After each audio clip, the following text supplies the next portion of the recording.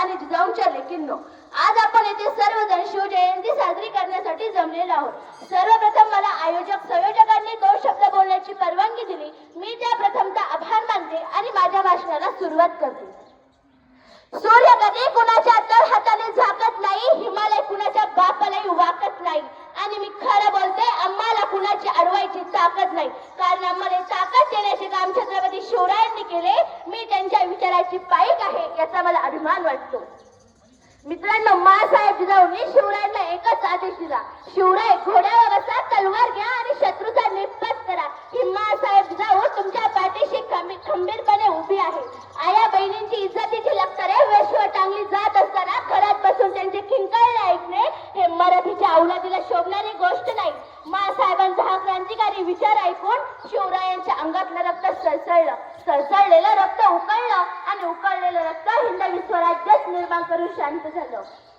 मित्रांनो, छत्रपती शिवरायांनी हिंदवी स्वराज्य निर्माण केलं। छत्रपती संभाजी राजांनी ते वाढविण्याचा प्रयत्न केला, पण त्यावेळी 4 भाट ब्राह्मणांनी हिंदवी स्वराज्याला शृंग लावून ते हिंदवी स्वराज्य पेशवानी नेस्तनाबूत करून टाकलं। पेशवाच्या नालायकपणामुळे इंग्रज देशात आले। इंग्रजांनी 150 वर्ष राज्य केली। पुन्हा एकदा भगतसिंग सारखे अनेक क्रांतिकारकांनी आपले रक्त सांडले आणि आपल्याला स्वातंत्र्य मिळवून दिले, पण भटाला दिली ओसरी आणि हळूहळू हातपाय बसले। या मनीबाईच्या राज्यकर्त्यांना राज्यकारभार करण्याची संधी दिली, तेच राज्यकर्ते आज आमच्या जीवावर उठले आहे, त्या दिल्लीच्या तख्त्याला चिटकून बसत आहे।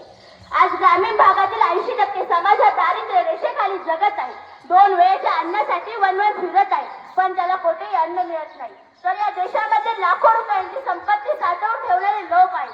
4000 कोटी रुपयांचे बंगले बांधणारे लोक आहेत। बिअर बार मध्ये लाखो रुपयांची उधळण करणारे लोक आहेत। तर हा सर्व पैसा भ्रष्टाचारातून आलेला आहे, आणि म्हणून एके ठिकाणी एक कवी म्हणतो, हा सूर्यचंद्र मावत आणि मी पाहिला, हा सूर्यचंद्र मावत आणि मी पाहिला, पण आज पहिल्यांदा छत्रपती शिवरायांचा देश मावत आणि मी पाहतोय। मित्रांनो, शिवरायांचा देश मावळला याला आम्ही जबाबदार आहोत, कारण आम्ही अडाणी आहोत, आम्ही अन्यानी आहोत। आम्ही पुस्तक वाचत नाही, वाचला तर विचार करत नाही, आणि विचार केला तर त्याप्रमाणे आचरण करून दाखवत नाही। देवाला प्रसन्न करण्यासाठी कोंबडे बकरे कापणारे आम्ही आहोत। देवाला प्रसन्न करण्यासाठी देवाला लाच देणारे आम्ही आहोत। अभ्यास न करता पास होण्यासाठी सत्यनारायण करणारे आम्ही आहोत। जिवंत माणसाला लाथा मारून दगडाला माथा टेकवणारे आम्ही आहोत।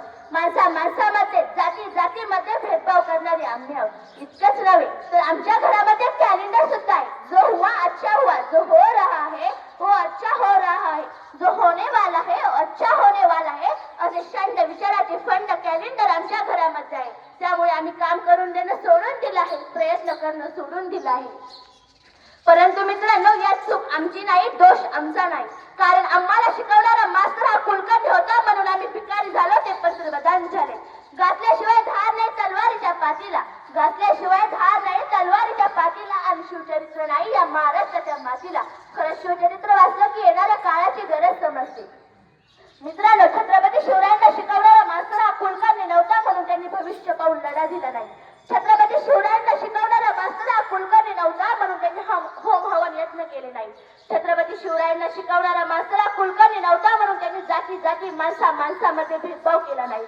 छत्रपती शिवरायांना शिकवणारा मास्तर हा कुलकर्णी नव्हता, म्हणून त्यांनी एकही मस्जिद पाडली नाही।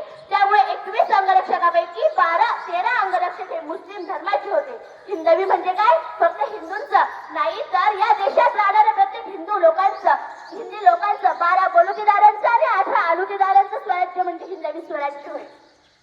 या देशात राहणाऱ्या प्रत्येक व्यक्तीला अन्न वस्त्र निवारा या मूलभूत गरजा मिळाल्याच पाहिजे, पण या देशातील राजकारणी भ्रष्टाचारी यांनी शिवरायांची स्वप्न धुळीस मिळवले। आणि म्हणून तर म्हणते, ये वतन वाले वतन का ना बेचना, ये धरती अंबर ना बेचना, शाही होने या जान ली इसके वास्ते उनका कफन ना बेचना। खरंच पुस्तक वाचलं की मस्तक सुधारतं, आणि ते मस्तक कोणापुढेही नतमस्तक होत नाही, हा वसावा मी लक्षात घेतला पाहिजे। पोटाची खळगी भरण्यापेक्षा पाठीचा कणा ताट ठेवण्यासाठीच प्रत्येकाने जगलं पाहिजे। ज्या समाजाचा पाठीचा कणा ताट असतो ना, त्या समाजाला भिकेचे डोळे कधीच लागत नाही, आणि तोच समाज खऱ्या अर्थाने घडतो। आम्हालाही तोच समाज घडवावा लागेल।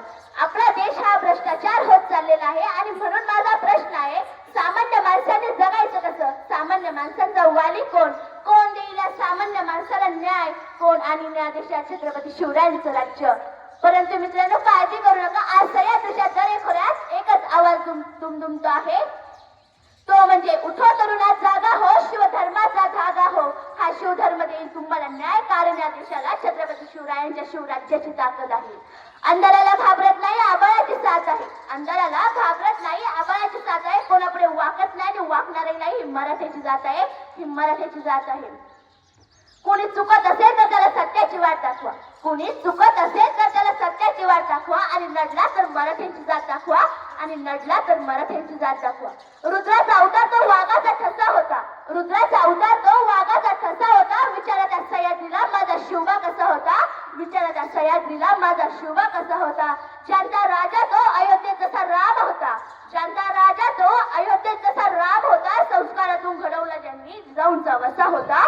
संस्कारातून घडवला ज्यांनी जिजाऊंचा वसा होता. धन्यवाद. बोला छत्रपती शिवाजी महाराज.